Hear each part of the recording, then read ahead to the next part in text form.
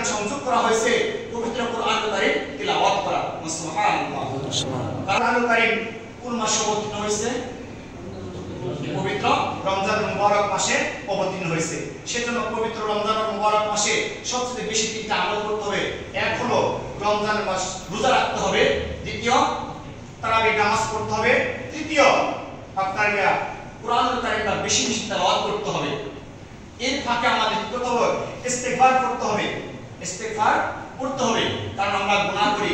গুনাহ করার পরে রাসূল কারীম সাল্লাল্লাহু আলাইহি ওয়াসাল্লাম বলেন আল্লাহ রাব্বুল আলামিন ওই বান্দাকে সবচেয়ে বেশি ভালোবাসে।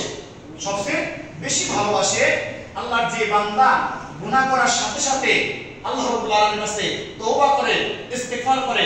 আর আল্লাহ পাক ওই ইস্তিগফার করেওয়ালা ব্যক্তিকে, গুনাহ মাফ চাওয়ালা ব্যক্তিকে সবচেয়ে বেশি আল্লাহ পাক পছন্দ করেন। সুবহানাল্লাহ।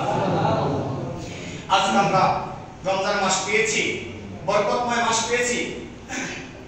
দেখেন আল্লাহ রাব্বুল আলামিন এই পবিত্র রমজান মুবারক মাসে প্রত্যেকটা জিনিসের মধ্যে বরকত রেখেছে। প্রত্যেকটা জিনিসই ইবাদত। দেখ, সেহরি খাওয়া ইবাদত, ইফতার করা ইবাদত, রোজা করা ইবাদত।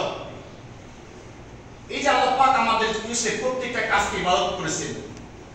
এই প্রত্যেকটা কাজ যখন আমরা করব তখন আমরা কি করতে পারবো? আল্লাহ রাব্বুল আলামিনের কাছে নৈকট্য লাভ করতে পারবো। আর যখন আল্লাহ পাকের হুকুম আহকাম আমরা মানব না, আমি সুস্থ হয়েছি রোজা রাখতে পারবো না, রোজা রাখি না, তাহলে কি করতে পারবো না? আমি আল্লাহ পাকের নৈকট্য লাভ করতে পারবো না। রোজা ফরজ করার কারণটা কি? হাদিসের মধ্যে আছে রাসূল কারীম সাল্লাল্লাহু আলাইহি ওয়াসাল্লাম বলেছে রোজা ফরজ করার আল্লাহ পাকের কয়েকটি কারণ